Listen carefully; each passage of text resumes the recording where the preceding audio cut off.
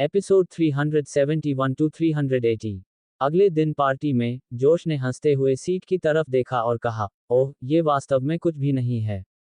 उन्होंने इसे मेरे पिताजी के लिए व्यवस्थित किया है, लेकिन यह वास्तव में कोई मायने नहीं रखता। ये सिर्फ एक सीट है। वह स्पष्ट रूप से विनम्र डींग मार रहा था। फिर भी किसी ने कुछ नहीं कहा। ओह हाँ, क्या आप मास्टर कपूर को जानते हैं? वह कैसे दिखते हैं? क्या वह युवा हैं या बूढ़े? बेचैन योलांडा अचानक उत्साहित लगने लगी। जोश ने अपना सिर हिलाया और कहा, मुझे नहीं पता। मैंने अपने पिता से पूछा और उन्होंने कहा कि वे भी मास्टर कपूर से पहले कभी नहीं मिले थे। हालांकि उन्होंने कहा कि मास्टर कपूर आज रात आ रहे हैं। सचमुच? ये बढ़िया है। मुझे उसे जानना होगा। योलांडा एक प्यार में डूबी लड़की की तरह लग रही थी। उसने अपना कॉलर भी खींचा, जिससे उसकी बर्फीली चोटियां थोड़ी सी दिखाई देने लगीं। क्या तुम्हें चिंता नहीं है कि वह कोई बुरा आदमी निकलेगा, योला? जेन स्नाइडर, जो उसके बगल में खड़ी थी, उसका मजाक उड़ा रही थी। अगर वह ऐसा है भी तो मुझे कोई आपत्ति नहीं है। वह एक ऐसा व्यक्ति है जो एक बार में 1 अरब खर्च कर सकता है। तो क्या हुआ अगर वह बुरा है? जब तक वह मुझ में दिलचस्पी रखता है, मैं कुछ भी कर सकती हूँ। योलांडा ने अपना मेकअप ठीक किया और पूछा, तुम्हारा क्या ख्याल है, जेन? क्या मैं इस तरह अच्छी लग रही हूँ? जेन ने सिर हिलाकर सहमति जताई। फिर उसने अपना मेकअप किट निकाला और अपना मेकअप भी ठीक किया। जोश ने उनकी सभी छोटी छोटी हरकतें देखीं और असहायता से अपना सिर हिलाया। ये लड़कियां पैसे के पीछे बहुत ज्यादा पागल थीं। शुक्र है कि वह दोनों को पकड़ने में कामयाब हो गया था। वह आज रात दोगुना मजा लेने की योजना बना रहा था। तो क्या तुम्हें चिंता नहीं है कि वह अर्जुन निकला? उसका अंतिम नाम भी कपूर है। अचानक जोश ने एक छोटा सा मजाक किया। यह मुख्य रूप से इसलिए था क्योंकि उसे अचानक उस बेकार अर्जुन की याद आ गई थी। योलांडा ने पलकें झपकाईं और गालियां बकने लगी। वह बेवकूफ! मैं उसके साथ कभी नहीं सोऊंगी। अगर वह मास्टर कपूर निकला, तो मैं मुंबई में नंगी होकर दौड़ूंगी। जोश ने चुपके से योलांडा को अंगूठा दिखाया। लड़की में हिम्मत थी। तभी अर्जुन, हॉवर्ड और हेले हॉल के प्रवेश द्वार पर आए। क्या बकवास है? वे यहाँ कैसे आए? योलांडा वॉशरूम जाने वाली थी, लेकिन जैसे ही वह खड़ी हुई, उसने उन तीनों को देखा। वे अपने चारों ओर देख रहे थे, जबकि उसका चेहरा तुरंत काला पड़ गया। अर्जुन और हॉवर्ड यहाँ कैसे आए? और उनके बगल में बैठी लड़की कौन थी? वह काफी सुंदर थी और काफी अमीर दिख रही थी। योलांडा ही अकेली नहीं थी जो इस बारे में सोच रही थी। जोश तो और भी ज्यादा उलझन में था। शैतान की बात! अर्जुन और उसका दल वास्तव में सही समय पर आया। योलांडा ने तुरंत अपने गोल नितंबों को घुमाई, अपनी बाहों को छाती के नीचे रखते हुए वह गर्व से उनकी ओर बढ़ी। अरे, अर्जुन, तुम लोगों को यहाँ किसने आने दिया? क्या तुम नहीं जानते कि यह कहाँ है? तुम दोनों की हिम्मत कैसे हुई यहाँ पैर रखने की? यहाँ से चले जाओ। अगर कोई और तुम्हें पकड़ लेगा तो पछताओगे। योलांडा ने उनकी ओर आंखें घुमाईं और उन्हें चले जाने का आदेश दिया। वह हॉवर्ड को जानती थी। वे दोनों एक ही कॉलेज में पढ़ते थे। हेली पहले से ही बुरे मूड में थी और फिर एक और महिला अर्जुन को गाली दे रही थी। हेली को बहुत गुस्सा आ चुका था। उसने तुरंत योलांडा की ओर इशारा किया और कहा, अरे, अपनी जुबान संभालो। तो क्या हुआ अगर हम अंदर आना चाहते हैं? इससे तुम्हें क्या लेना देना? ये सही है, योलांडा। दूसरों को नीची नजर से मत देखो।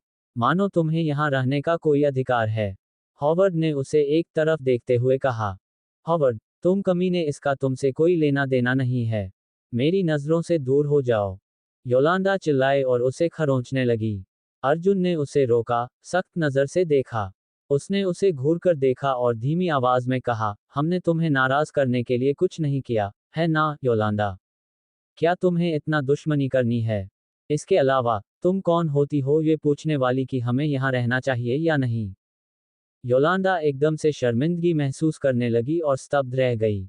उसे यह स्वीकार करने में नफरत थी, लेकिन अर्जुन की तीखी निगाहों ने उसे डरा दिया था। अगले ही पल वह संभल गई।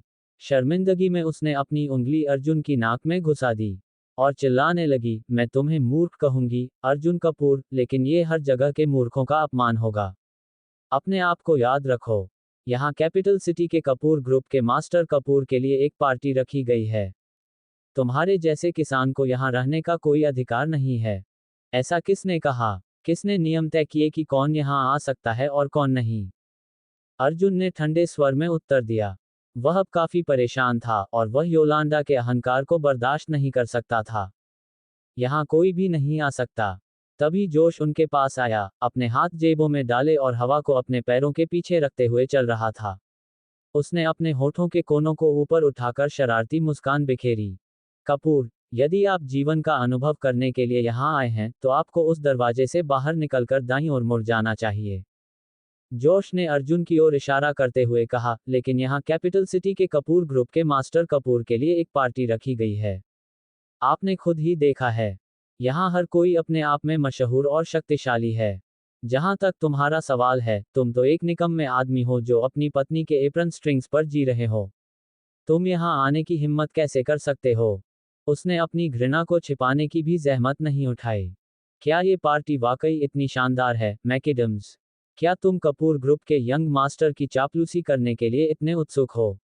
अच्छा, अगर मैं तुमसे कहूं कि मैं वही मास्टर कपूर हूं जिसका तुम इंतजार कर रहे थे। अर्जुन ने शांतिपूर्वक बात की, उसकी आंखों से आत्मविश्वास झलक रहा था। तुम तो बहुत गर्म हवा से भरे हो। योलांडा अपनी घृणा को व्यक्त भी नहीं कर पाई। इतनी बेशर्म, तुम जैसा किसान आज रात की पार्टी के बारे में कुछ कैसे कह सकता है? पफट, बड़ी बात है। सबसे पहले तो यह अर्जुन की पार्टी है, हॉवर्ड ने उसे देखते हुए कहा। उसने यह बात बहुत धीमे स्वर में कही, लेकिन जोश और अन्य लोगों ने उसे सुन लिया। हाहा, वे जोर से हंस पड़े। जोश ने हॉवर्ड और अर्जुन को बहुत बहुत बधाई दी। आप लोग मास्टर एक्टर हैं, मैं आपको ये बात बताता हूँ। हाँ, आपके पास कुछ शेयर हैं, लेकिन ये पहले से ही आपके सिर पर चढ़ रहा है। बढ़िया काम है, अर्जुन। मुझे बताओ, आपकी कीमत कितनी है? कुछ मिलियन। बहुत बढ़िया, हॉवर्ड। तुम कहते हो कि यह अर्जुन की पार्टी है। ऐसा कुछ कहने से पहले तुम्हें थोड़ी रिसर्च कर लेनी चाहिए। तुम्हें क्या लगता है कि आज रात को आमंत्रित सूची में कौन है? क्या तुम्हें सच में लगता है कि तुम मास्टर कपूर की नकल कर सकते हो, सिर्फ इसलिए कि तुम्हारा अंतिम नाम भी वही है? योलांडा को हावर्ड और अर्जुन जैसे लोगों से सख्त नफरत थी, जो राजकुमार होने का दिखावा करने वाले कंगाल थे। क्या तुम्हें पता है कि मास्टर कपूर ने यहाँ कितना निवेश किया है? मुझे यकीन है कि यह आंकड़ा तुम्हें चौंका देगा। ओह, कितने का था? अर्जुन ने मुस्कुराते हुए कहा। 1 अरब। क्या तुम इस रकम को समझ भी सकते हो? योलांडा ने अर्जुन को शुद्ध तिरस्कार भरी नजर से देखा। क्या तुम्हारे पास 1 अरब है? तुम? शायद, अर्जुन ने हल्की मुस्कान के साथ कहा। हाँ, मैं नहीं कर सकता, मैं सच में नहीं कर सकता। तुम इतने बेशर्म कैसे हो सकते हो? योलांडा ने आखिरकार अपना आपा खो दिया। उसने अपने कानों पर हाथ रखकर चिल्लाते हुए कहा, अगर तुम्हारे पास 1 बिलियन है। नहीं, अगर तुम्हारे पास 1 मिलियन भी है तो मैं अपने घुटनों पर बैठ जाऊंगी और तुम्हें डैडी कहूंगी। मैं हर रात तुम्हारे साथ सोऊंगी। अर्जुन ने अपना सिर हिलाया। भले ही मेरे पास 1 मिलियन भी हो, मैं कभी भी तुम्हारे साथ नहीं सोऊंगा। हालांकि, मैंने वह हिस्सा सुना है जिसमें तुम मुझे डैडी कहती हो। योलांडा बहुत गुस्से में थी। वह उसे और भी गालियां देना चाहती थी, लेकिन अर्जुन और उसका दल मुड़कर चला गया था। योलांडा को यह बात बहुत बुरी लगी। वह बहुत नाराज थी, इसलिए उसने उन्हें पकड़ लिया और अर्जुन की बांह पकड़ ली और चिल्लाने लगी, तुम कहाँ जा रहे हो? तुम जैसे लोग यहाँ तक नहीं पहुँच सकते। तुम जरूर चुपके से अंदर आए हो। सच में, योलांडा, क्या तुम्हें पर्याप्त नहीं मिला? तुम्हें इससे क्या फर्क पड़ता है कि मैं कैसे पहुंचा? अर्जुन भी अब पूरी तरह से नाराज हो चुका था। ये लड़की इतनी परेशान क्यों कर रही थी? वह इस बात को भूल जाना चाहता था, लेकिन वह तमाशा खड़ा करने पर अड़ी हुई थी। जोश भी उनके पास गया, और जेन ने योलांडा को भी दूर खींच लिया और फुसफुसाते हुए कहा, ये बंद करो, योला। बहुत सारे लोग देख रहे हैं। इसके अलावा, हो सकता है कि वे वास्तव में कानूनी रूप से अंदर आए हों। जेन, उठो। पिछली बार, मैंने उसे उसकी स्वीट मम्मी के साथ देखा था। हम जानते हैं, आज भी बिल्कुल वैसी ही स्थिति है। योलांडा ने कराहते हुए कहा, उसकी नज़र हेले पर पड़ी। यही तो होना चाहिए। ये लड़की बहुत अमीर लग रही थी। तो क्या वह गोरी, सुंदर और धनी थी? अर्जुन कपूर भले ही घटिया किस्म के हों, लेकिन वे भाग्यशाली थे कि उन्हें इतनी सारी शुगर मॉम मिली। अगर अनिका को पता चल गया तो क्या वह गुस्से से बेहोश हो जाएगी? जोश पहले तो बेफिक्र था, लेकिन जब उसने योलांडा की छोटी सी पोल खोली, तो वह ठंडी मुस्कान के साथ मुस्कुराया, उसकी आंखें परेशान करने वाली चमक से चमक उठी। अर्जुन इतना गिर गया था कि वह पैसों के लिए अपना शरीर बेच रहा था। यह इंसान का कितना बड़ा मजाक है। तुम यहाँ कैसे आए, अर्जुन? केवल उच्च समाज के सबसे अच्छे लोगों को ही निमंत्रण मिलता है। बिना निमंत्रण के कोई भी अंदर नहीं आ सकता। योलांडा भड़क उठी। बताओ, तुम सब चुपके से अंदर आ गए, है ना? कितनी हिम्मत! अपने आसपास देखो, आज रात यहाँ आने वाले सभी मेहमान मुंबई के बड़े व्यवसाय और राजनीतिक नेता हैं। अगर तुम जैसे अवैध रूप से रहने वाले लोग समस्याएं खड़ी करते हैं, तो तुम उसका भुगतान कैसे करोगे? कुछ ही पंक्तियों के आधार पर योलांडा ने ये निर्णय ले लिया था कि अर्जुन और उसके मित्र सबसे जघन्य अपराध के दोषी हैं। अर्जुन ने उसे शांत भाव से देखा। आप कैसे यकीन कर सकती हैं कि हमारे पास निमंत्रण नहीं है? तुम्हारे पास निमंत्रण है। योलांडा हंस पड़ी। अर्जुन सीधे चेहरे से कुछ भी कह सकता था। यहाँ आए सभी अतिथि करोड़ों नहीं तो करोड़ों की संपत्ति वाले बड़े व्यवसायी थे। कम से कम उनके पास 10 मिलियन तो होने ही चाहिए। फिर भी अर्जुन कह रहा था कि उसे निमंत्रण मिला है। आहा, तुम तो मुझे मार ही डालोगे। क्या तुमने खुद को आईने में देखा है, अर्जुन? तुम्हें निमंत्रण कैसे मिल सकता है? तुम्हें कौन निमंत्रण देगा? जोश ने भी बिना कुछ सोचे अर्जुन का उपहास किया। हॉवी, उन्हें दिखाओ, अर्जुन ने शांति से कहा। हॉवर्ड इस पल का लंबे समय से इंतजार कर रहा था। उसने अपने बैग से निमंत्रण निकाला और जोश और योलांडा के सामने उसे लहराया। अपनी गंदी आंखें खोलो और इसे पकड़ो। हमारे पास यहीं एक निमंत्रण है। जोश की आंखें सिकुड़ गईं। उसने मुश्किल से एक झलक देखी थी, लेकिन यह निस्संदेह एक निमंत्रण था। अर्जुन कपूर को निमंत्रण कैसे मिल सकता है? योलांडा को इस पर यकीन नहीं हुआ, इसलिए उसने इसे पकड़ने की कोशिश की, लेकिन हॉवर्ड ने उसे बहुत जल्दी पकड़ लिया। उसने एक झटके में निमंत्रण को दूर रख दिया और शेखी बघारते हुए कहा, मैंने तुमसे कहा था कि हम पर ज्यादा देर मत करना। देखो, अब पछता रहे हो। तुम सब वाकई बेवकूफ लग रहे हो। बकवास। ऐसा कोई तरीका नहीं है जिससे आप लोगों को कभी निमंत्रण मिल सके। योलांडा ने जोश के मन में उठ रहे संदेह को व्यक्त करते हुए चिल्लाना जारी रखा। आह, मुझे पता है।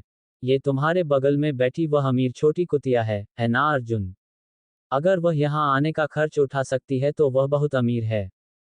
योलांडा ने अपनी नज़र हेली के शरीर पर दौड़ाई। लड़की का फिगर बहुत अच्छा था। इससे तुम्हारा क्या मतलब है?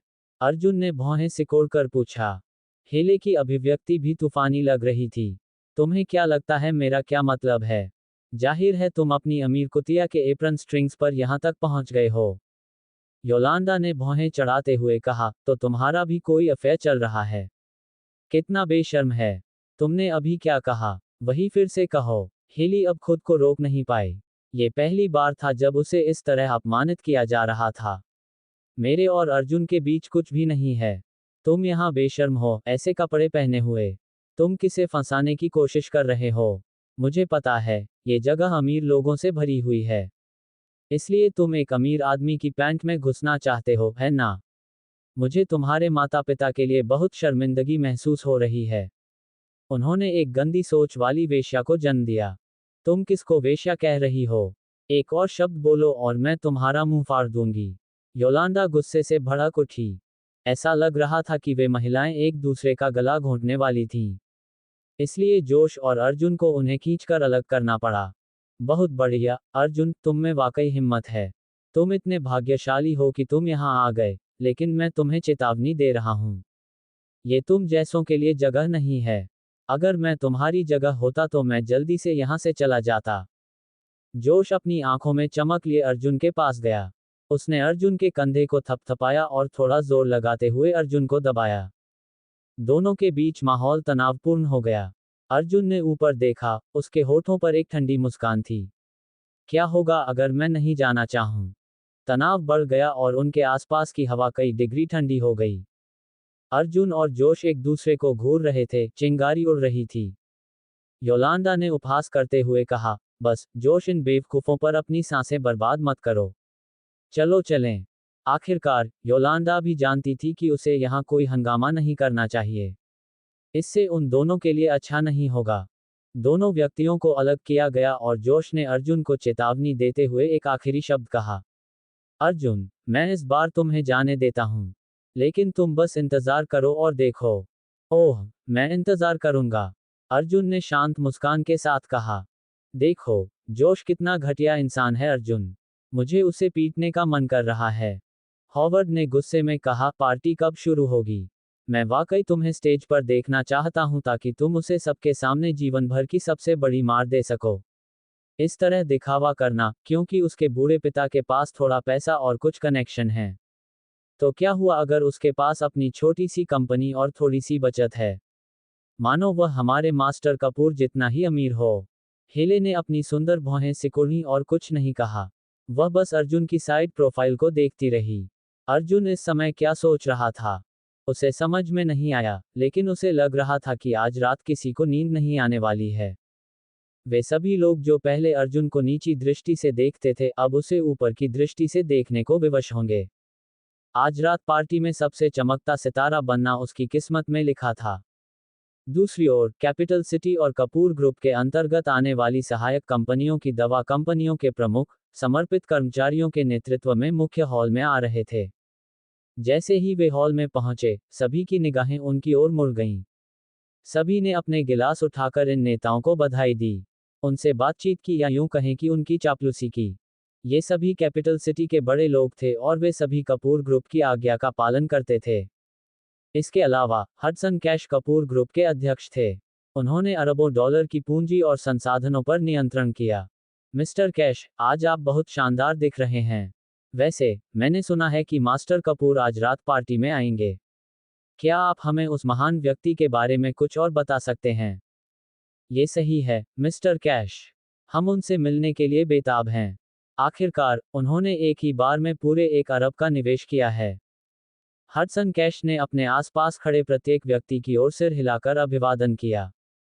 आप अपने बेतुके अंदाजे लगाना बंद कर सकते हैं। मास्टर कपूर बहुत ही शांत स्वभाव के व्यक्ति हैं और उन्हें किसी की भी परेशानी पसंद नहीं है। फिर भी वे आज रात यहां जरूर आएंगे, हडसन ने कहा। उसके बगल में अनिका थी। उसने एक लंबी काली पोशाक पहनी हुई थी जिससे उसकी गोरी और चिकनी पीठ दिख रही थी। उसके बाल एक ऊंची बन में बंधे हुए थे और उसका पूरा शरीर बहुत लंबा और पतला लग रहा था। वह एक परी की तरह दिख रही थी जो धरती पर उतरी हो। वह बहुत ही सुंदर ढंग से तैयार थी। झूमर के नीचे उसने शैंपेन का गिलास पकड़ा हुआ था और हडसन और अन्य लोगों के पास एक सुंदर मुस्कान के साथ पहुंची। फ्रैंक ने आगे बढ़कर नेतृत्व किया। हाय, मिस्टर कैश, अनिका ने कहा। मैं बीकन फार्मास्यूटिकल की अध्यक्ष अनिका शर्मा हूं। आखिरकार आपसे मिलकर बहुत अच्छा लगा। अनिका 3 साल से इस क्षेत्र में काम कर रही थी, इसलिए उसे पता था कि क्या और कैसे बोलना है। उसकी आवाज भी नर्म और कोमल थी, कानों को बहुत सुकून देने वाली। आपसे मिलकर खुशी हुई मैडम शर्मा। हडसन ने मुस्कुराते हुए अपना गिलास उसके गिलास से टकराते हुए कहा। वह उसके सामने किसी भी तरह का दिखावा करने की हिम्मत नहीं कर पाया।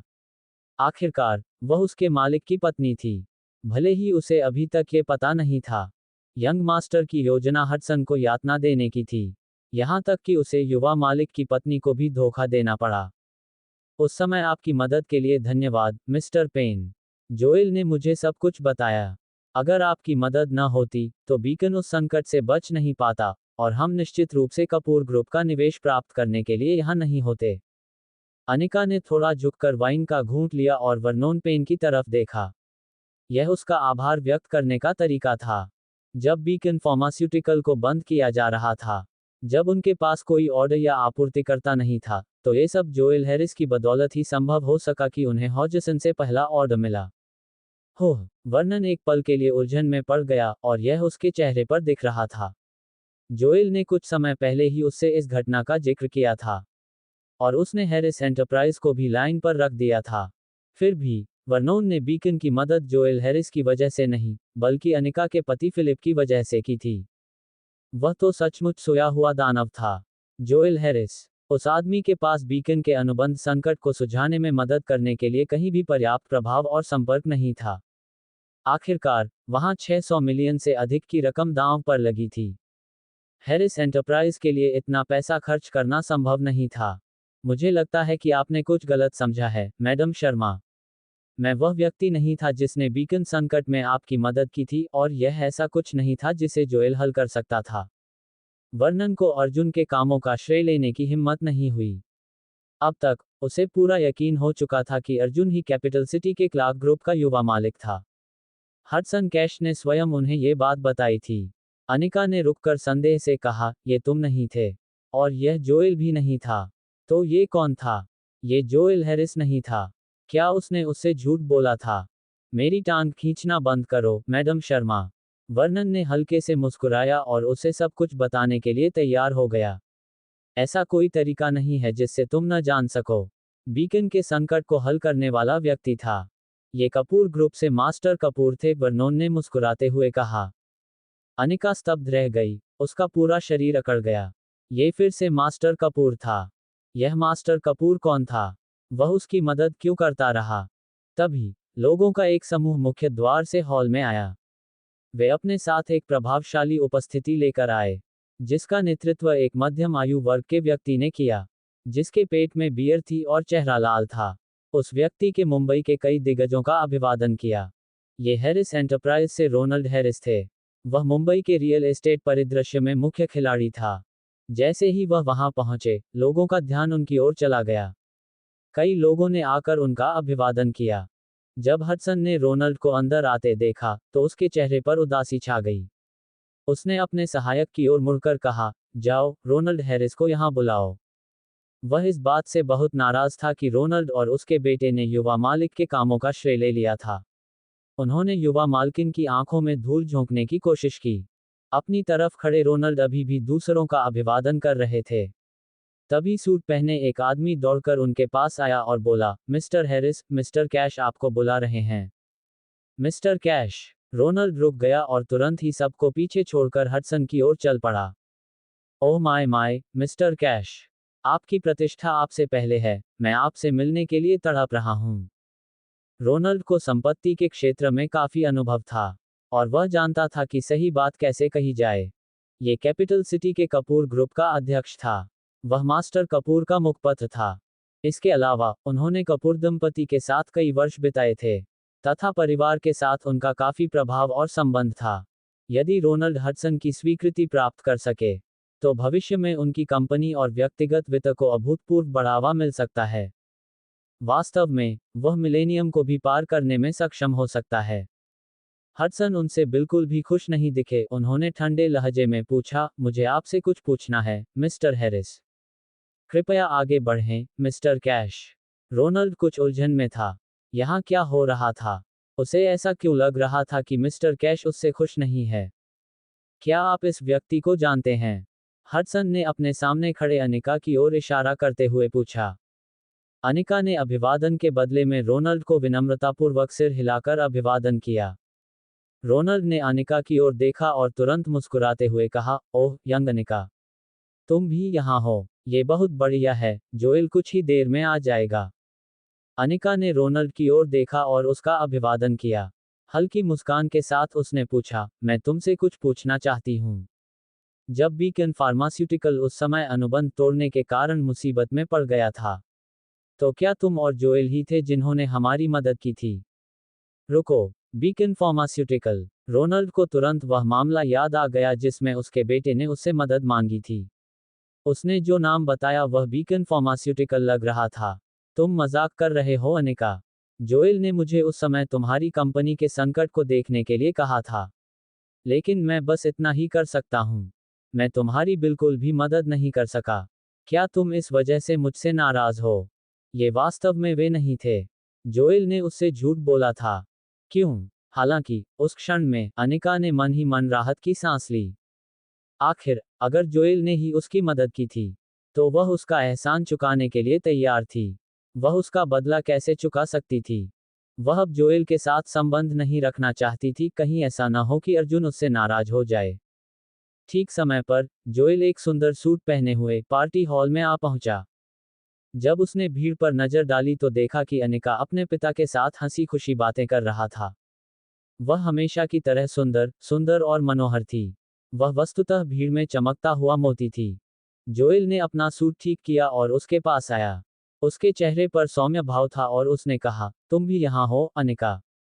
और यह है? हडसन ने पूछते हुए थोड़ा सा मुंह सिकोड़ा। यह मेरा बेटा जोएल है, मिस्टर कैश।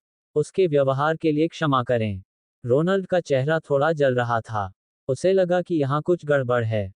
हाय papa, mister pen, mister cash. Joel ने तुरंत सिर हिलाकर पुराने चेयरमैन का अभिवादन किया। पुरुषों ने सिर हिलाकर सहमति जताई, लेकिन माहौल कुछ अजीब सा था। फिर भी जोएल की नजरें अब केवल अनिका पर ही टिकी थीं। इसलिए उसने वातावरण में तनाव को बिल्कुल भी महसूस नहीं किया। अनिका इस समय काफी बुरे मूड में थी। उसके चेहरे पर ठंडक थी। उसने जोएल की तरफ देखा और कहा, मैं तुमसे कुछ पूछना चाहती हूँ, जोएल। क्या है, अनिका? जोएल ने मुस्कुराते हुए कहा। वह अंधा नहीं था, इसलिए वह बता सकता था कि अनिका अभी बहुत खुश नहीं दिख रहा था। यहाँ क्या हो रहा था? हर कोई इतना क्रोधित क्यों दिख रहा था? पिछली बार मेरी कंपनी के साथ जो कुछ हुआ, उसके बाद आप ही थे जिन्होंने श्री हैरिस से मेरी मदद करने के लिए कहा था, है ना? अनिका ने धीरे धीरे मुद्दे की बात कही। जोएल चुप हो गया। वह अचानक इस बारे में क्यों पूछ रही थी? उसने अपने पिता की ओर देखा, जो उसे अजीब नजरों से देख रहे थे और संदेश देने की कोशिश कर रहे थे। फिर जोएल ने अनिका की ओर देखा और मुस्कुराते हुए कहा, ये सही है अनिका। मैंने अपने पिता से आपकी कंपनी की मदद के लिए किसी को खोजने के लिए कहा था। लेकिन चिंता मत करो, यह कोई बड़ी बात नहीं थी। इसलिए आपको इस पर ज्यादा जोर देने की जरूरत नहीं है। ये सब श्री पेन की मदद की बदौलत ही संभव हुआ, वरना मैं बहुत ज्यादा खो जाता। वास्तव में, अनिका अब काफी क्रोधित थी, लेकिन उसने फिर पूछा, बिल्कुल, अनिका, तुम्हें क्या हो गया है? मेरे पिता यहीं हैं, तुम उनसे पूछ सकती हो। रोनाल्ड ज्वालामुखी की तरह फट पड़ा, जिससे पता चल गया कि वह कितना भयावह हो सकता है। उसने अपने बेटे को घूरा और अपनी उंगली उसकी नाक पर मारते हुए कहा, तुम निकम्मे, निकम्मे बेटे हो। तुम्हारी हिम्मत कैसे हुई इस तरह झूठ बोलने की? मैंने कभी यहाँ यंग अनिका की मदद की है? जोएल दंग रह गया। उसने असमंजस में अपने पिता की ओर देखा। बूढ़े आदमी को क्या हो गया था? वह अपने बेटे के खिलाफ क्यों हो रहा था? अनिका इस समय काफी निराश था। जोएल, जो कभी खुशनुमा और चमकीला था, पूरी तरह बदल चुका था। वह इतना दोमुहा और नकली हो गया था। आप क्या कह रहे हैं, पापा? क्या आपने उस समय विनी की मदद नहीं की थी? मैंने आपको फोन किया था और आपने कहा था कि आप किसी को ये काम सौंप देंगे। आपने कहा था कि आप इसे संभाल सकते हैं। जोएल ने गहरी भौहें सिकुड़ी और झूठ बोलने का प्रयास किया, लेकिन उसे इस बारे में बुरा लग रहा था। बकवास! मैंने ऐसा कब कहा? रोनाल्ड अब पूरी तरह से गुस्से में था। मैंने तो बस इतना कहा था कि मैं किसी को इसे देखने के लिए कहूंगा। मैंने कब कहा था कि मैं इसे हल कर सकता हूँ? वातावरण तनावपूर्ण हो गया। आखिर यहाँ क्या हो रहा है? कृपया मुझे ईमानदारी से बताओ, जोएल हैरिस। क्या तुमने मेरी कंपनी की मदद की या नहीं? अनिका अब ठंडा पड़ गया था, उसकी अभिव्यक्ति कठोर और स्वर सख्त था। गुस्सा मत हो अनिका। शायद मेरे पिताजी भूल गए, या शायद किसी ने उन्हें सूचित नहीं किया। जोएल को अब समझ में आ गया था कि क्या हो रहा था, लेकिन उसने फिर भी इसे समझाने की कोशिश की।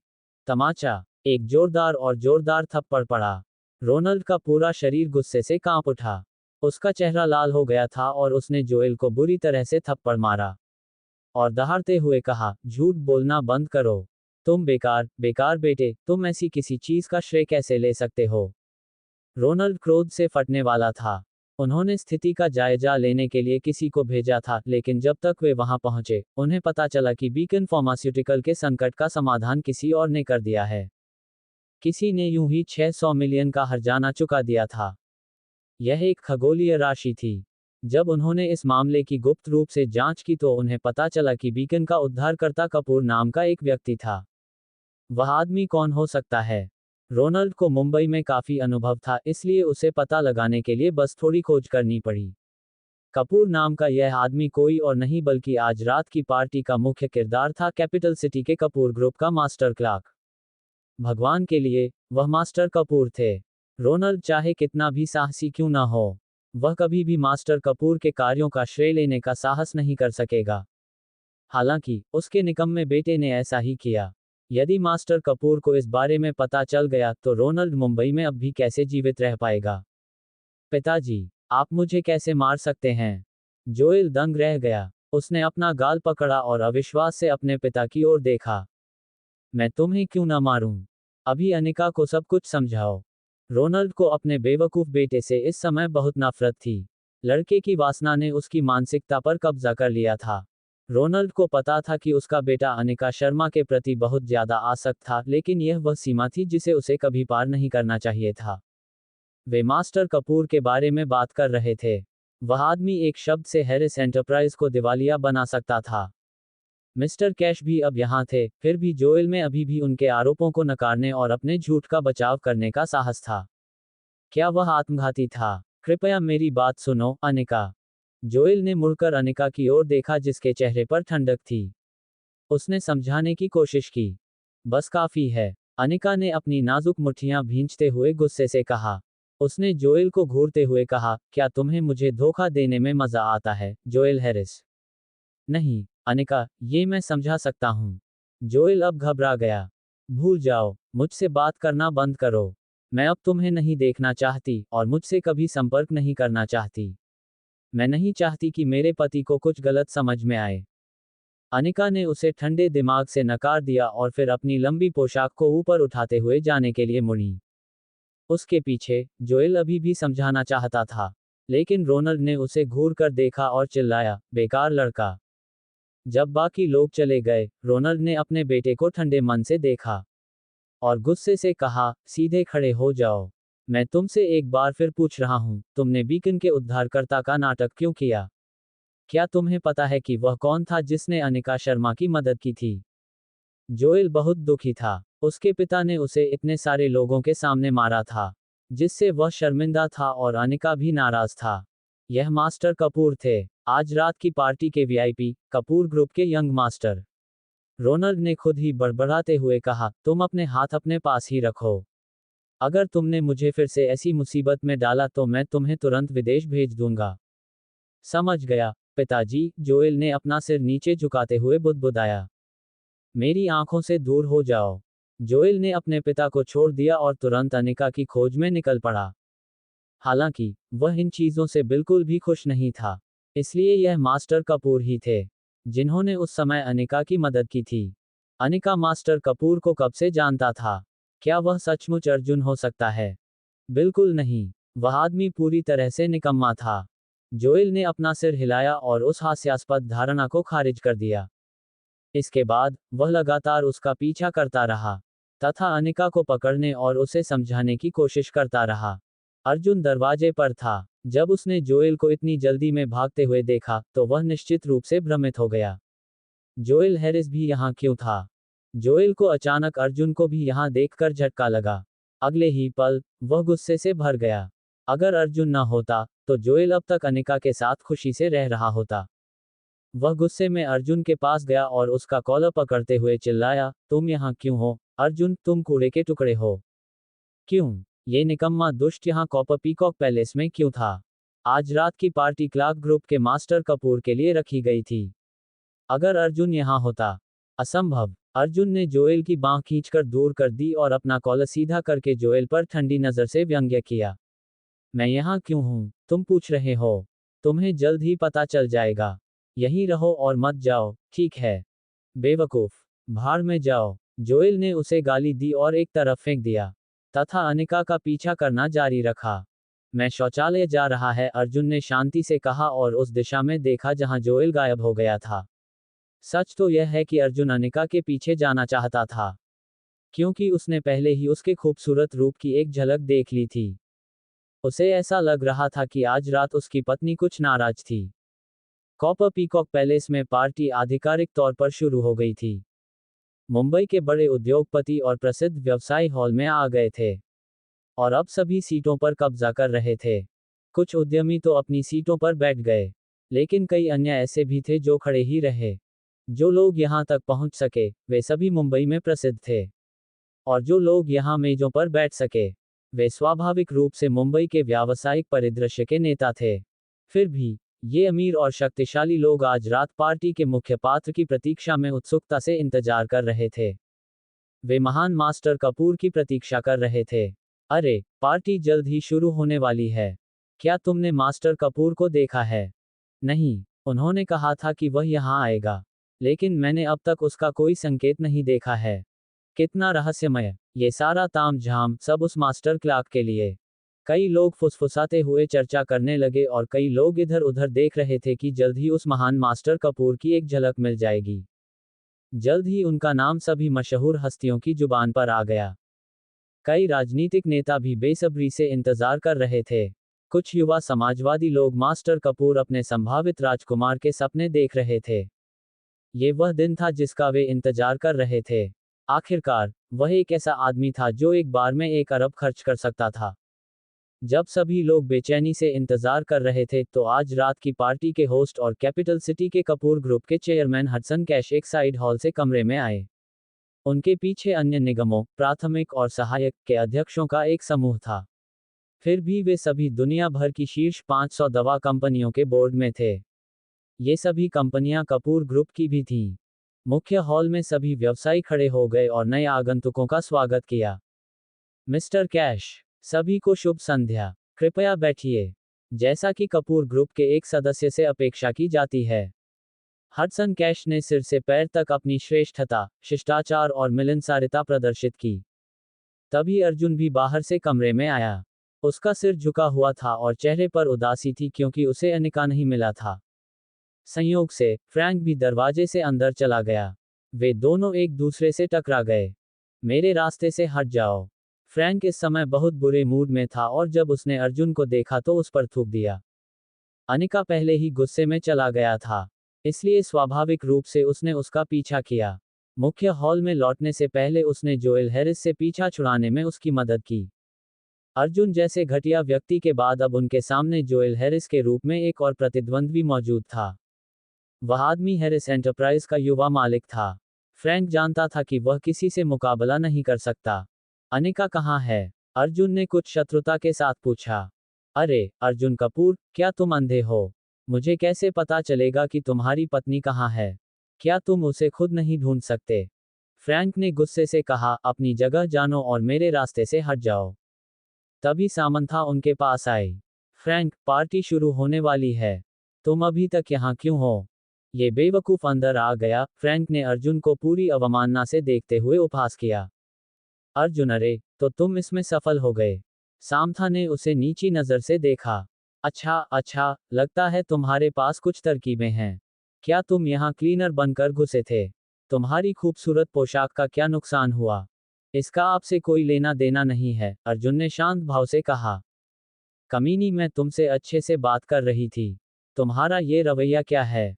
कमीना, सामंथा ने कसम खाई। वह अपना सिर ऊपर करके क्या कर रहा था, मानो वह सचमुच उसके जैसे कूड़े से बात करना चाहती थी। भूल जाओ, उस बेकार के आदमी पर अपनी सांसें बर्बाद मत करो। हमें बस अंदर चले जाना चाहिए, फ्रैंक ने कहा। सच है, जब हम उसके जैसे किसान से बात करते हैं तो हवा भी बदबूदार हो जाती है। सामंथा ने अपना हाथ हवा में लहराया और भौहें सिकोड़ी। तुम भी यहाँ हो, सैमी? क्या संयोग है? तभी कुछ युवक और युवतियां उनके पास आए। वे सभी सामंथा और फ्रैंक के दोस्त थे जो अपने माता पिता के साथ इस पार्टी में आए थे। क्या वे भी आपके दोस्त हैं? लड़कियों में से एक ने सवालिया लहजे में पूछा। हाँ, मानो, यह अर्जुन कपूर है। सामंथा ने अर्जुन की ओर इशारा किया। उसके शब्दों में उसकी अवमानना स्पष्ट थी। वाह, वह अर्जुन कपूर जो अपनी पत्नी पर निर्भर रहता है, किसी ने हैरानी से कहा। सामंथा ने गर्व से अपनी ठुड्डी ऊपर उठाई। यही है, वह जगह की बर्बादी के अलावा कुछ नहीं है। उसके जीवन में कभी भी ऐसी पार्टी में आने का कोई रास्ता नहीं है। कौन जानता है कि वह कैसे चुपके से अंदर घुसने में कामयाब रहा। उफ, मैं वाकई उसे बाहर निकालने के लिए सुरक्षा कर्मियों को बुलाना चाहती हूँ। कितना घिनौना है। अर्जुन का चेहरा तुरंत ठंडा हो गया। सामंथा का इससे क्या मतलब था? उसने उसके साथ क्या किया था? क्या वह सोचती थी कि वह धमकाने के लिए एक आसान लक्ष्य था? हेली भी काफी गुस्से में दिख रही थी। आज उसे आखिरकार पता चल गया था कि अर्जुन के आसपास की औरतें कैसी होती हैं।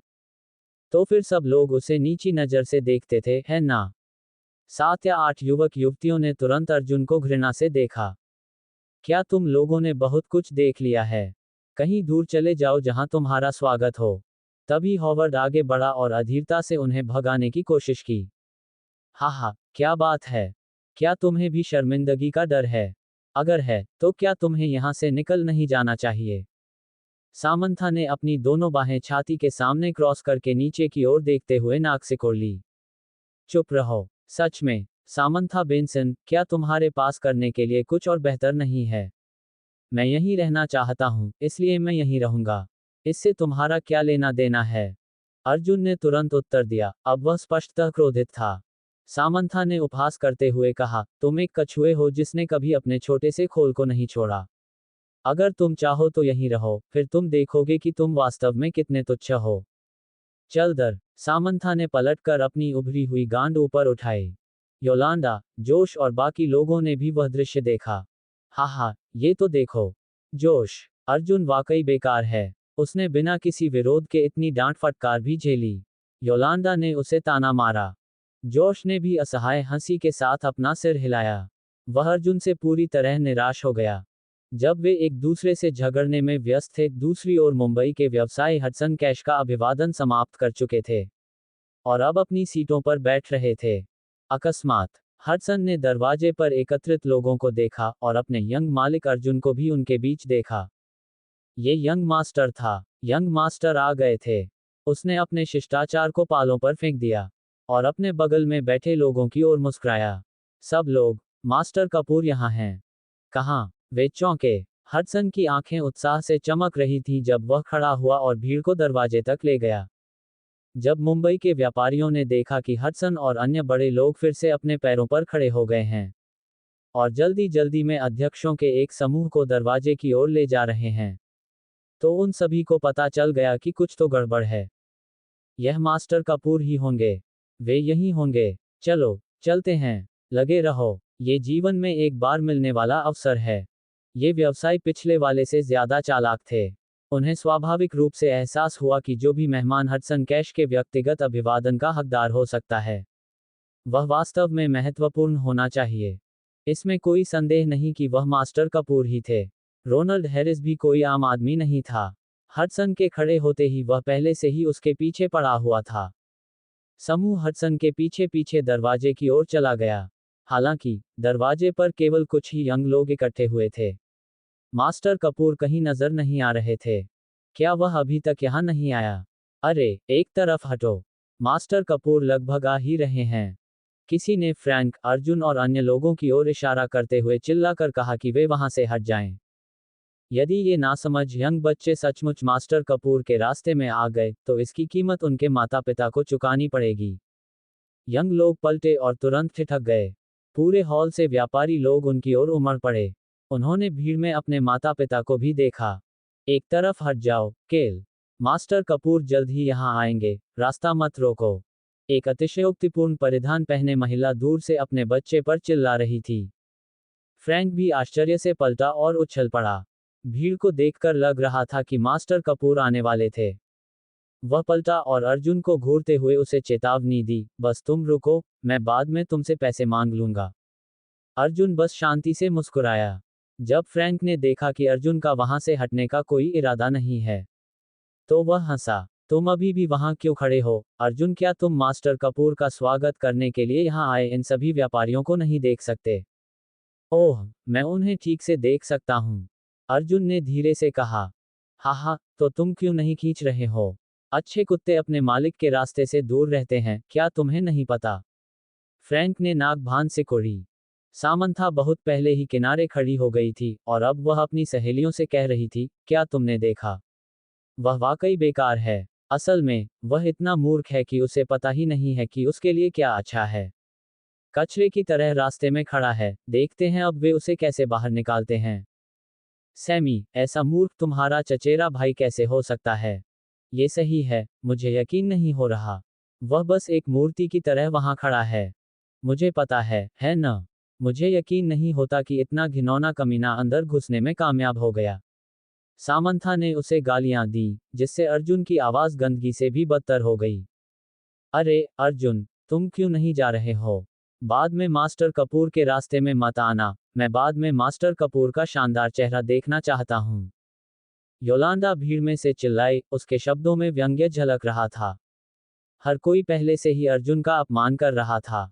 इसलिए निश्चित रूप से उसे पार्टी में शामिल होना पड़ा। फ्रैंक भी हंसा। अगर तुम उसे देखना चाहते हो तो अपने आप एक तरफ कर लो, अर्जुन। तुम्हें इसे जीवन का सबसे बड़ा सम्मान समझना चाहिए कि तुम मास्टर कपूर से मिल पाओगे। अरे, वह आदमी कौन है? बीच में मत खड़े रहो, हटो, हटो। जल्दी करो और एक तरफ हटो, मास्टर कपूर लगभग आ ही रहे हैं। भीड़ में कुछ अन्य लोग शिकायत करने लगे। ये सब इसलिए हुआ क्योंकि अर्जुन रास्ते में खड़ा था। अर्जुन ने कुछ नहीं कहा। वह बस शांति से फ्रैंक को देखता रहा, उनके ताने और उपहास को सुनता रहा। उसी समय प्रतीक्षा कक्ष में बैठे अनिका को परिचारकों से संदेश मिला। मास्टर कपूर आ गए हैं। उसने अपना मेकअप ठीक किया और अर्जुन को संदेश भेजा, जिसमें लिखा था, अर्जुन बाद में मुझे लेने आना। मैं यहाँ लगभग काम पूरा कर चुकी हूँ। जल्द ही मास्टर कपूर से मिलूंगी। जैसे ही उसने वह संदेश भेजा, अनिका खड़ी हुई और अपनी लंबी काली शाम की पोशाक के हेम को सुरुचिपूर्ण ढंग से उठाते हुए मुख्य हॉल की ओर चल दी। जब वह हॉल में पहुंची तो उसने देखा कि हडसन कैश खड़ा है और बाकी सभी के साथ दरवाजे की ओर जा रहा है। मास्टर कपूर यहाँ थे। अनिका ने गहरी सांस ली और अपने नाजुक होंठ फुलाए। उसने अपनी छाती थपथपाए और अपने छोटे हाथों को कस लिया। चुपके से खुद को खुश कर रही थी। तुम कर सकती हो, अनिका शर्मा, तुम कर सकती हो। उसे मास्टर कपूर का उचित ढंग से धन्यवाद करना था। आखिरकार, वह पहले ही 2 बार उसकी मदद कर चुका था। अनिका को इस समय बहुत उत्सुकता थी। क्या ये मास्टर कपूर सचमुच कोई ऐसा व्यक्ति था जिसे वह जानती थी? अन्यथा वह उसकी मदद क्यों करेगा? अनिका ने अपना हेम नीचे किया और शान से भीड़ के पीछे दरवाजे की ओर चली गई। तभी हडसन और अन्य लोग अर्जुन के सामने खड़े थे। उन्होंने आदरपूर्वक कहा, नमस्ते, यंग मास्टर। हडसन ने उत्साहपूर्वक अर्जुन से हाथ मिलाने के लिए अपना हाथ आगे बढ़ाया। हर कोई दंग रह गया। उन सभी के होश उड़ गए, उनके दिलों में उथल पुथल मच गई। फ्रैंक, सामंथा और बाकी लोग तो और भी हैरान हो गए। सामंथा ने तो अपना मुंह इतना चौड़ा खोल रखा था कि वह उसमें 2 पूरे अंडे ठूंस सकती थी। कोई उसे बताए कि यहाँ क्या हो रहा है। जोश, योलांडा और उनका समूह भी अवाक रह गया। वे अर्जुन को गौर से देख रहे थे, जो एक शांत मुस्कान लिए हुए था। नहीं, ऐसा नहीं हो सकता। यह अवश्य ही एक गलती होगी। ऐसा सोचने वाले वे अकेले नहीं थे। सामंथा और उसके दोस्त भी इसी तरह अविश्वास में थे। क्या आपने कोई गलती की, मिस्टर कैश? ऐसा नहीं हो सकता कि वह मास्टर कपूर हो। वह मेरी तीसरी मौसी का दामाद है, जिसने इस परिवार में शादी की है। वह एक बेकार का खाना डिलीवरी करने वाला आदमी है। फ्रैंक ने व्यंग्यात्मक लहजे में कहा और हडसन और अर्जुन के बीच हाथ मिलाना बंद कर दिया। ये सही है, वह मास्टर कपूर नहीं हो सकता। वह तो बस एक दिखावा करने वाला किसान है। वह मास्टर कपूर हो ही नहीं सकता। सामंथा ने अपना सिर हिलाया। ये सदी का सबसे बड़ा मजाक था। यदि अर्जुन सचमुच मास्टर कपूर होता तो सामंथा शायद बेहोश होकर जमीन पर गिर पड़ती। मैं गारंटी देता हूं कि वह मास्टर कपूर नहीं है। वह सिर्फ एक घटिया आदमी है जो दिखावा कर रहा है। मेरा मतलब है, मैंने उसे पिछली बार एक महिला के साथ फ्लर्ट करते हुए भी देखा था। मुझे यकीन है कि वह सिर्फ अपनी स्वीट मम्मी की वजह से ही अंदर आया है। वह एक जिगोलो से ज्यादा कुछ नहीं है। भीड़ में योलांडा गुस्से से पागल हो चुकी थी, इसलिए वह ऊंची आवाज में चिल्लाने लगी। ये कैसे हो सकता है? अर्जुन वह मास्टर कपूर कैसे हो सकता है, जिससे मिलने के लिए वह पूरे दिन तरसती रही थी? वह मास्टर कपूर की उनकी छवि में बिल्कुल भी फिट नहीं बैठता था। अर्जुन ने कुछ नहीं कहा। वह बस शांति से फ्रैंक, सामंथा और बाकी लोगों को देखता रहा। उसके शांत स्वभाव ने उनके दिलों में संदेह की भावना पैदा कर दी। वह इतना शांत कैसे हो सकता है? अर्जुन, रास्ते से हट जाओ। क्या तुम्हें सच में लगता है कि तुम मास्टर कपूर की नकल कर सकते हो? सिर्फ इसलिए कि तुम्हारा उपनाम भी वही है। क्या तुम नहीं जानते कि यहाँ ये लोग कौन हैं? क्या तुम्हें लगता है कि तुम सच में उनकी नकल कर सकते हो? फ्रैंक आगे बढ़ा और अर्जुन को एक तरफ धकेलने की कोशिश की, लेकिन हॉवर्ड ने उसे रोक दिया। तुम किसको धक्का दे रहे हो? अपनी गंदी आंखें खोलो और देखो। अर्जुन कपूर वही मास्टर कपूर है, जिसका तुम आज रात से इंतजार कर रहे थे। हॉवर्ड ने सख्ती से कहा। हा, क्या मजाक है? फ्रैंक ठंडी हंसी हंसा और निर्णायक ढंग से बोला, अगर वह मास्टर कपूर है, तो मैं दुनिया का सबसे अमीर आदमी हूं। वह किसान अर्जुन संभवतः मास्टर कपूर कैसे हो सकता है? जिसने एक बार में पूरे 1 अरब का निवेश किया था। अर्जुन पूरी तरह से बेकार का कूड़ा था। वह एक बेचारा व्यक्ति था जिसे अपनी बेटी के मेडिकल बिल का भुगतान करने के लिए पैसे उधार लेने पड़े। ऐसे किसान के पास 1 अरब की संपत्ति कैसे हो सकती है? हॉवर्ड लो, तुम बहुत झूठे हो। अगर अर्जुन सच में मास्टर कपूर है, तो मैं मुंबई में नंगा घूमूंगा। क्या तुम मुझसे ये शर्त लेना चाहोगे? योलांडा ने तीखी आवाज में कहा। भीड़ जोर से हंसने लगी। उनके आसपास के लोगों ने भी अर्जुन को गालियां देनी शुरू कर दी, मुख्यतः इसलिए क्योंकि फिलिप बहुत छोटा था। इसके अलावा फ्रैंक, सामंथा, योलांडा और अन्य लोग बिना सोचे समझे उसका पर्दाफाश कर रहे थे। ऐसा कोई व्यक्ति मास्टर कपूर कैसे हो सकता है? सचमुच, हडसन कैश कैसे गलत हो सकता है? क्या वह ये भी भूल गया कि उसका युवा स्वामी कैसा दिखता था? हडसन ने तूफानी अंदाज में दहाड़ते हुए कहा, बस बहुत हो गया। वह आगे बढ़ा और योलांडा तथा अन्य लोगों की ओर इशारा करते हुए पूछा, तुम लोग कौन हो? यंग मास्टर के साथ इतना अपमानजनक व्यवहार करने की तुम्हारी हिम्मत कैसे हुई? तुम्हें यहाँ किसने आने दिया? सुरक्षाकर्मी कहाँ हैं? उन्हें बाहर निकालो। उसने उन्हें तुरंत ही नीचे गिरा दिया। सभी लोग तुरंत अपनी सांसें रोककर उसे आश्चर्य से देखने लगे। फ्रैंक पीला पड़ गया। मिस्टर कैश का क्या मतलब था? क्या ये हो सकता है कि? बिल्कुल नहीं। जब सभी लोग स्तब्ध और भ्रमित थे, हडसन ने अर्जुन को 90 डिग्री के आदर्श विनम्र भाव से प्रणाम किया। एक प्राथमिक विद्यालय के छात्र की तरह जिसने गलती की थी। उसने कहा, मुझे बहुत खेद है, यंग मास्टर। यह मेरी गलती थी। मैं गार्डों से इन अपमानजनक दुष्टों को तुरंत बाहर निकलवा दूंगा। ये कहते हुए, वह सुरक्षा गार्डों पर चिल्लाया, तुम किसका इंतजार कर रहे हो? इन लोगों को मेरी नजरों से दूर करो। ये वही यंग मास्टर था जिसका उन्होंने अपमान किया था। यदि उन्होंने यंग मास्टर को नाराज कर दिया, तो उन्हें कैपिटल सिटी के कपूर ग्रुप के अध्यक्ष पद से भी हाथ धोना पड़ सकता है। आदेश मिलते ही गार्ड घबराकर उनके पास दौड़े। अब एक मूर्ख भी ये देख सकता था कि वह तथाकथित निकम्मा व्यक्ति कोई और नहीं, बल्कि महान मास्टर कपूर था। फ्रैंक इतना हैरान था कि वह अभी अपना नाम भी ठीक से नहीं बता पा रहा था। वह हकलाते हुए बोला, क्या आप वाकई मास्टर कपूर हैं? अर्जुन ने शांत मुस्कान के साथ कहा, एक ही है। आह! इस बीच, सामंथा चिल्लाए और अपने मुंह पर हाथ रख लिया। उसकी सुंदर आंखें तश्तरी की तरह चौड़ी हो गई थीं। नहीं, ये कैसे हो सकता है? तुम तो बस एक बेकार आवारा हो, तुम मास्टर कपूर कैसे हो सकते हो? अर्जुन मास्टर कपूर थे। ऐसी स्थिति में, वह पिछले 3 वर्षों से जॉनसन के घर पर एक बेकार दामाद की तरह क्यों रहा? योलांडा की आंखें भी चौड़ी हो गई थीं। और उसकी सांसें तेज हो गई थीं। वह इस वास्तविकता को स्वीकार नहीं कर सकती थी। वह इतने लंबे समय से मास्टर कपूर का इंतजार कर रही थी। और वह उसके साथ बिस्तर पर जाने को तैयार थी, भले ही वह बुरा आदमी हो। फिर भी, वह अर्जुन क्यों था? अर्जुन स्पष्टतः एक निकम्मा दुष्ट था। योलांडा को थोड़ा चक्कर आ रहा था। उसे ऐसा लग रहा था कि उसके पैर बहुत दूर हैं और वह कई बार अपना संतुलन खो बैठी। उसने अभी क्या किया? ये कैपिटल सिटी के कपूर ग्रुप का यंग मास्टर था। अरबों की संपत्ति का धनी उत्तराधिकारी। स्पष्टतः, योलांडा ने अर्जुन की वित्तीय योग्यता को कम करके आंका था। जहां तक जोश की बात है, तो वह बहुत पहले ही भीड़ में घुस गया था। आज उसे पता चला कि वह कितना मूर्ख था। उन्होंने वास्तव में अर्जुन का अपमान किया, जो $1 अरब को ऐसे खर्च कर सकता था जैसे कि वह कुछ भी नहीं है। जब उसे याद आया कि कैसे उसने उस दिन पुनर्मिलन समारोह में अर्जुन को गरीब होने के लिए ताना मारा था, कैसे उसने अपनी कंपनी का दिखावा किया था और यहां तक कि अर्जुन को नौकरी देने की पेशकश भी की थी, तो जोश को इतना शर्मिंदगी महसूस हुई कि वह संभवतः यहां नहीं रह सकता। आखिर अर्जुन उनसे कितना कुछ छुपा रहा था। सोचिए, वह सचमुच इतना धनवान था। अर्जुन ने सभी के चेहरे पर हैरानी के भाव देखे। उसकी आंखें ठंडी थीं। उसने फ्रैंक को घूरते हुए कहा, तुम कहते हो कि तुमने मेरे साथ पहले भी खाना खाया है, फ्रैंक? अर्जुन के शब्द फ्रैंक के चेहरे पर बिजली के तेज तमाचे की तरह थे। फ्रैंक को अचानक वह झूठ याद आ गया जो उसने उस दिन शर्मा के घर पर बोला था। कितना शर्मनाक था। सामंथा भी अब पूरी तरह से लाल हो चुकी थी। वह अपना सिर उठाने की भी हिम्मत नहीं कर पा रही थी। उसका पूरा शरीर कांप रहा था। अब उस निकम्मे दुष्ट के मुंह से भयानक आभा निकल रही थी। नहीं नहीं, आप मजाक कर रहे हैं, मास्टर कपूर।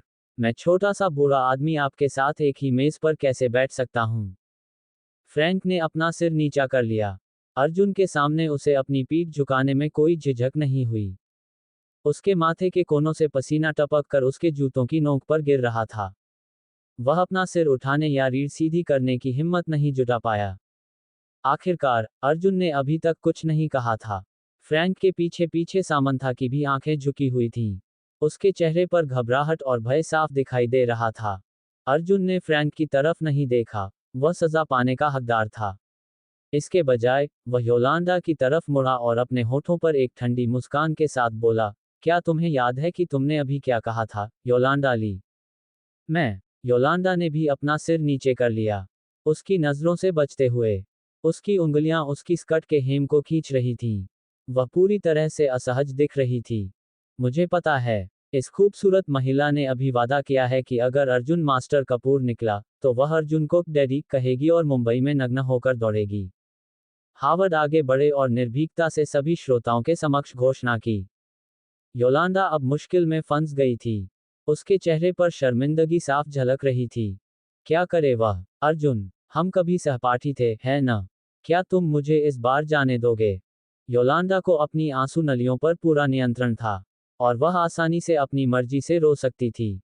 उसने अपनी बड़ी बड़ी आंखों को आंसुओं से भर लिया, और वह बहुत दयनीय लग रही थी। उसके आंसू उसके गालों पर टूटी डोरी से निकले मोतियों की तरह बहने लगे। फिर भी अर्जुन ने कहा, तुमको नग्न होकर इधर उधर भागने की जरूरत नहीं है। लेकिन मैं तुमसे ये सुनना चाहता हूं कि आप मुझे डैडी कहें। आप। योलांडा ने अपने दांत भींच लिए, ऐसा लग रहा था जैसे वह अर्जुन को टुकड़े टुकड़े कर देना चाहती हो। उसे क्या करना चाहिए? उसे क्या करना चाहिए? क्या वह वाकई इन सब लोगों के सामने अर्जुन को डैडी कहने जा रही थी? बोलो, योलांडा, या तुम अपनी बात पर अमल नहीं करोगी? हॉवर्ड ने उपहास किया। योलांडा कॉलेज के दिनों से ही एक गंदी औरत से ज्यादा कुछ नहीं थी, और वह बिल्कुल भी नहीं बदली थी। सोचिए, उसने अर्जुन को भी अपमानित किया। उसके पास वह सब कुछ था जो उसे मिलना चाहिए था। हडसन भी इस समय ठंडा लग रहा था। चूंकि यंग मास्टर ने अपना रुख बता दिया था, इसलिए हडसन को अपने यंग मास्टर के सम्मान की रक्षा करनी पड़ी। गार्ड्स, अगर यह महिला वैसा नहीं करती जैसा उसे कहा गया है, तो उसे यहां से बाहर निकाल दो। साथ ही शहर की सभी कंपनियों से कहो कि उसे नौकरी पर न रखें। जो भी ऐसा करेगा, वह कपूर ग्रुप का दुश्मन बन जाएगा। हडसन ने कठोर भाव से ठंडे स्वर में कहा। इस बार योलांडा सचमुच फूट फूट कर रोने लगी। वे उसके सभी निकास मार्गों को सील कर रहे थे। अर्जुन ने थोड़ा सा मुंह सिकोड़ा और हडसन की ओर देखा, लेकिन उसने उस वृद्ध व्यक्ति को नहीं रोका। अब समय आ गया है कि वह इन लोगों को चेतावनी दें। योलांडा क्रोधित और शर्मिंदा थी, लेकिन अंत में उसने दबाव के आगे झुकते हुए कहा, पिताजी। इसके बाद उसने भीड़ को एक तरफ धकेल दिया। उसका चेहरा लाल हो गया और वह हॉल से बाहर भाग गई। उसके पीछे अर्जुन ने दूसरों की ओर मुड़ने से पहले हंसते हुए अपना सिर हिलाया। जहां तक मेरी पहचान का सवाल है, मुझे उम्मीद है कि यहां मौजूद हर कोई इसे मेरे लिए गुप्त रखेगा। मैं नहीं चाहता कि मेरी शांतिपूर्ण जिंदगी में कोई खलल पड़े। इन शब्दों के साथ उसने फ्रैंक, सामंथा और अन्य लोगों को एक ठंडी नजर से देखा। उसका इरादा स्पष्ट था। अंत में वह अपने चारों ओर की भीड़ के साथ मुख्य सीट की ओर चला गया। जब फ्रैंक ने देखा कि सभी व्यापारी अर्जुन को घेरे हुए हैं, तो ऐसा लगा जैसे वह मुंह के बल मल में गिर पड़ा हो। अब भी उसे यकीन नहीं हो रहा था कि अर्जुन, जिसे वह सबसे बेकार आदमी जानता था, वास्तव में आज रात की पार्टी का स्टार था। अर्जुन कोई और नहीं बल्कि कपूर ग्रुप का यंग मास्टर था। तो वास्तव में वह कितना धनी था, फ्रैंक ने तो कल्पना करने की भी हिम्मत नहीं की थी। उसने गुस्से से अपनी मुट्ठियां भींच लीं और अर्जुन की तरफ देखा, जो अब स्टेज पर था। फिर फ्रैंक मुड़ा और चला गया। आज रात फ्रैंक की हार निश्चित थी। वह और सामंथा जाने से पहले आधे मन से पार्टी में शामिल हुए थे।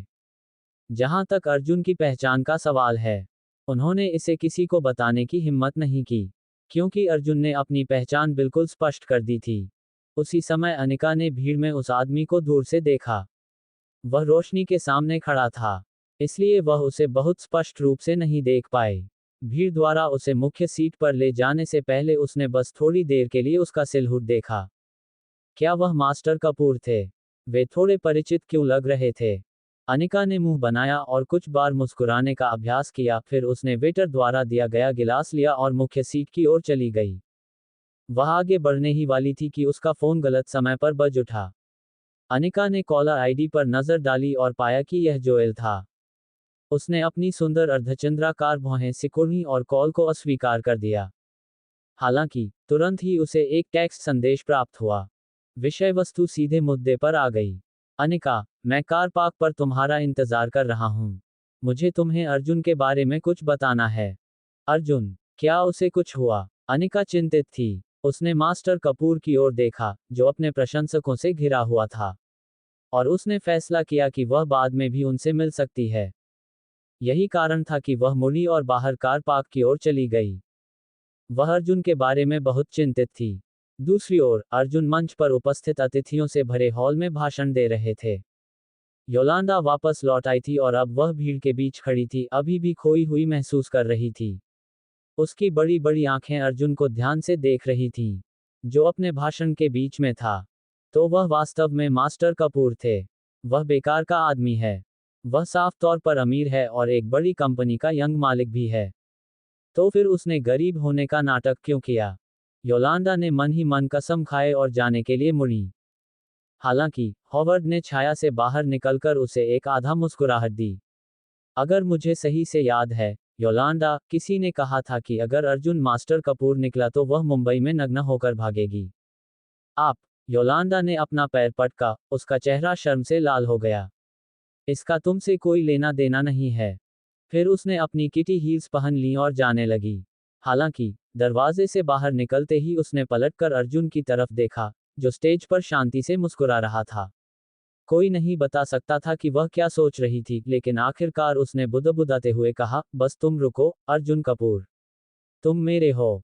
भाषण के बाद अर्जुन ने अपना फोन चेक किया और देखा कि अनिका ने उसे एक मैसेज भेजा था। उसने उससे कहा था कि वह उसे लेने आए। तो वह कहाँ थी? उसे याद नहीं कि वह उससे पहले कभी मिली थी। उसने कहा था कि वह उससे मिलने आ रही है ना? अब वह कहाँ थी? अर्जुन खड़ा हुआ और चारों ओर देखने लगा। फिर उसने हडसन और बाकी लोगों से कुछ शब्द कहे और फिर माफी मांग ली। यो, अर्जुन, तुमने आज रात उन्हें सच में दिखा दिया।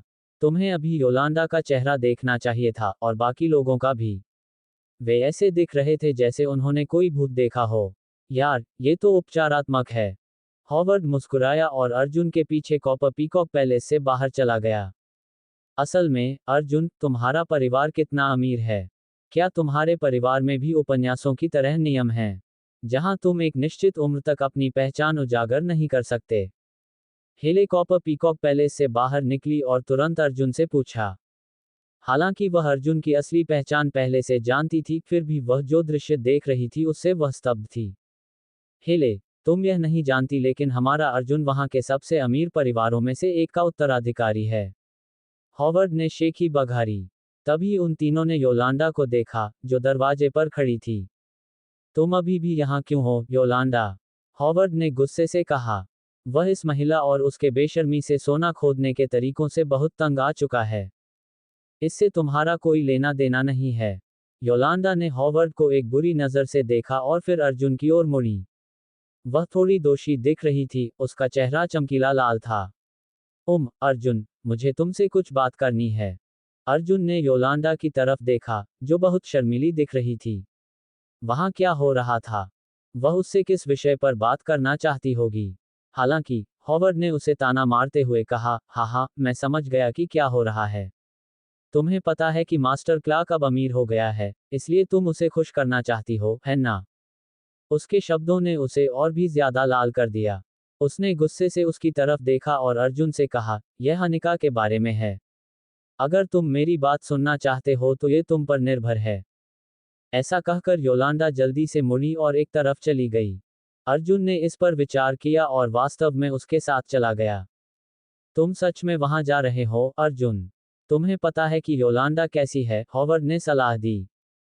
ठीक है, तुम दोनों मेरे आगे पीछे जा सकते हो, मैं वैसे भी यहाँ अनिका का इंतजार करने जा रहा हूँ। अर्जुन ने मुस्कुराकर उन्हें आश्वस्त किया और फिर अपने हाथ जेबों में डालकर योलांडा की ओर चल दिया।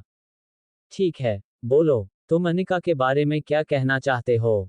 अर्जुन ने योलांडा से दूरी बनाए रखते हुए पूछा। ओह अर्जुन, तुम मुझसे इतनी दूर क्यों खड़े हो? वह लड़की योलांडा ने मीठी आवाज में विलाप किया और खुद को उसके ऊपर फेंक दिया, अपने नितंबों को ऊपर उठाया और एक चिपकी हुई प्रेमिका की तरह अर्जुन की बांह पकड़ ली।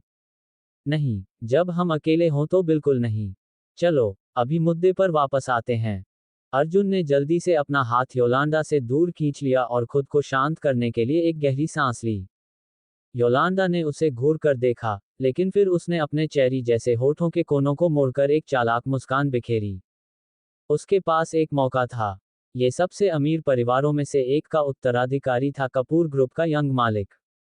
अगर योलांडा खुद को उसकी कानूनी पत्नी बना सकती है और अनिका को तस्वीर से बाहर कर सकती है, तो उसे मिसेज कपूर के रूप में कभी भी पैसे के बारे में चिंता करने की जरूरत नहीं होगी। माफ करना, अर्जुन, मैं पहले गलत थी। मुझे नहीं पता था कि तुम इतने अमीर हो। कृपया मुझे माफ कर दो। आखिरकार, हम सहपाठी थे, है ना? योलांडा ने कराहते हुए कहा। जितना वह बोलती गई उसकी आंखें आंसुओं से भरती गईं। आंसू, डर और फिर गुस्सा, यही उसकी कार्यप्रणाली थी। अर्जुन ने जल्दी से कहा, बस यहीं रुको। मुझे अच्छी तरह याद है कि तुम मुझे कैसे अपमानित करते थे। क्या तुम ये कह रहे हो कि तुम लोग मुझे अपनी मर्जी से शर्मिंदा कर सकते हो, सिर्फ इसलिए कि मैं पहले गरीब था? खैर, भाड़ में जाओ। वह चारा नहीं ले रहा था। योलांडा घबरा गई। उसकी रणनीति पहले कभी विफल नहीं हुई थी, लेकिन अर्जुन पर यह काम नहीं कर रही थी। उसके पास सचमुच रोने के अलावा कोई विकल्प नहीं था। जैसे ही अर्जुन ने ये कहा, योलांडा के आंसू उसके चेहरे पर बहने लगे। अपने आंसू पोंछते हुए उसने कहा, मुझे पता है, मैं गलत थी। कृपया मुझे माफ कर दो, अर्जुन। क्या सिर दर्द है? अर्जुन को नहीं पता था कि उसे कैसे संभालना है, इसलिए वह सिर्फ सिर हिला सका। ठीक है, ठीक है, बस रोना बंद करो। मैं भूल जाऊंगा कि पहले क्या हुआ था। योलांडा ने तुरंत उसे देखा और फिर से उसका हाथ पकड़ लिया, अर्जुन के लाल गाल पर चूमा। एक हंसी के साथ, उसने कहा, सच में? मुझे पता था, तुम सच में मेरे लिए अच्छे हो, अर्जुन। ओह, अर्जुन ने लंबी सांस छोड़ी। उसके हाथ भी बंधे हुए थे। अभी क्या हुआ? उसने अचानक उसे चूम लिया। उसकी नज़र में ये पाप था, अगर बाद में अनिका को इस बारे में पता चल गया तो क्या होगा? क्या तुम मुझसे अनिका के बारे में बात नहीं करना चाहते थे? अर्जुन ने जल्दी से अपना ध्यान बटाने के लिए कहा। योलांडा का फिगर बहुत ही विचलित करने वाला था। ओह अनिका, ठीक है, चलो हमारे बारे में बात करते हैं। मुझे अपनी गर्लफ्रेंड बनाने के बारे में तुम क्या सोचते हो? योलांडा ने मुस्कुराते हुए कहा। वह बहुत पहले ही यह भूल चुकी थी कि उसने अभी अभी अनिका को कार पार्क में एक आदमी की कार में बैठते देखा था। क्या बकवास है? क्या क्लासिक दो चेहरे वाली कुतिया है? तो अर्जुन, तुम्हारे पास कितना पैसा है? योलांडा ने पुनः साहस किया, उसकी आंखें बड़ी हो गईं। अर्जुन को पता था कि इससे बचना संभव नहीं है, इसलिए उसने कंधे उचकाकर कहा, कुछ खास नहीं। कितना ज्यादा नहीं है? योलांडा ने उत्सुकता से पूछा। वह अभी भी बहुत दिखावा कर रहा था। उन्होंने पहले ही $1 अरब निवेश कर दिया है, तो फिर वे कैसे कह सकते हैं कि उनके पास इतना पैसा नहीं है? अगर आपकी जेब में पैसे न होते, तो मैं आपके साथ यह भूमिका निभाने के लिए कभी भी खुद को नीचा नहीं दिखाता। क्या तुम्हें मुझे अनिका के बारे में कुछ बताना है? अगर नहीं, तो मैं जा रहा हूं। अर्जुन कोई बेवकूफ नहीं था। बेशक वह जानता था कि योलांडा क्या सोच रही थी, इसलिए उसने कभी भी उसे अपनी असली किस्मत नहीं बताई। मत करो, इतनी जल्दी क्यों? योलांडा को अर्जुन से थोड़ी नाराजगी थी कि वह उसके साथ नहीं खेल रहा था, लेकिन उसके हाव भाव को देखकर ऐसा लग रहा था कि वह वास्तव में उसमें उतना दिलचस्पी नहीं रखता था। अंत में, उसने कहा, ठीक है, ठीक है। मैं तुम्हें वहां ले जाऊंगी, ठीक है। शायद ऐसा ही हो। उसे अर्जुन को वहां ले जाना चाहिए और उसे दिखाना चाहिए कि अनिका वास्तव में कितनी बदचलन औरत थी। पार्टी के दौरान अनिका किसी दूसरे आदमी के साथ फ्लर्ट कर रही थी। कौन जानता था कि वे कार में क्या कर रहे थे? शायद वे अपनी जिंदगी का सबसे अच्छा समय बिता रहे थे। योलांडा जानती थी कि अनिका को अभी तक ये पता नहीं था कि अर्जुन वास्तव में कौन था। हम कहाँ जा रहे हैं? योलांडा ने अर्जुन को कार पार्क में खींच लिया। आधी रात थी और चारों तरफ खौफनाक सन्नाटा था। अर्जुन थोड़ा घबरा गया, ये देखकर कि यह महिला कितनी प्यासी है। अगर उसने उसका बलात्कार करने का फैसला किया तो क्या होगा? फिर वह अपनी पत्नी का सामना कैसे कर सकता था? वे दोनों जल्द ही कार पार्क में पहुंच गए। अर्जुन ने दूर से देखा कि योलांडा किस कार की ओर इशारा कर रही थी। जोएल ड्राइवर की सीट पर था और अनिका उसके बगल में बैठा था। हालात और भी बदतर हो गए जब जोएल का शरीर अनिका के ऊपर झुका हुआ था, इसलिए उसकी पीठ के कारण वह दिखाई नहीं दे रही थी। अर्जुन को पता ही नहीं था कि वे क्या कर रहे थे। कमीना! अर्जुन तुरंत क्रोधित हो गया। वह कार की ओर भागना चाहता था, लेकिन योलांडा ने उसे जाने नहीं दिया। वह चिल्लाती रही, देखो अर्जुन, अनिका एक बेशर्म बदचलन औरत है। अगर मैं आज रात उनसे नहीं टकराती तो मुझे कभी पता नहीं चलता कि वह तुम्हारी पीठ पीछे तुम्हें धोखा दे रही थी। योलांडा स्पष्ट रूप से देख सकती थी कि अर्जुन क्रोध से कितना लाल हो गया था। अर्जुन ने उसका हाथ एक तरफ फेंक दिया और उसे घूरते हुए गरजते हुए कहा, मेरे रास्ते से हट जाओ। उसके बाद वह कार की ओर ठिठुरते हुए बढ़ा। उसके चेहरे पर बर्फ की परतें जमी हुई थीं। वह अपनी मुट्ठियां कसकर बंद करके एस्टन मार्टिन की ओर भागा। कार का दरवाजा खुल गया। अनिका जल्दी से और गुस्से से कार से बाहर निकली। उसने जोएल को घूरा, जो अभी भी कार में था, और ठंडे स्वर में कहा, तुम बहुत आगे निकल गए हो, जोएल हैरिस। जोएल भी कार से बाहर कूद पड़ा, अनिका की ओर बढ़ा और उसका हाथ पकड़कर उसे समझाने की कोशिश करने लगा। मुझे खेद है अनिका, लेकिन कृपया मेरी बात सुनो। हालांकि एक मुक्का मारकर उनकी बात बीच में ही रोक दी गई। अर्जुन ने अपनी मुट्ठी जोएल के चेहरे पर मारी और फिर उसने अपना पैर जोएल के पेट पर दे मारा। इसके बाद अर्जुन ने जोएल का सिर कार के हुड से टकरा दिया, जिससे धातु में गड्ढा बन गया। तुमने यही पूछा था, जोएल हैरिस। अर्जुन ने उग्रता से दहाड़ लगाए।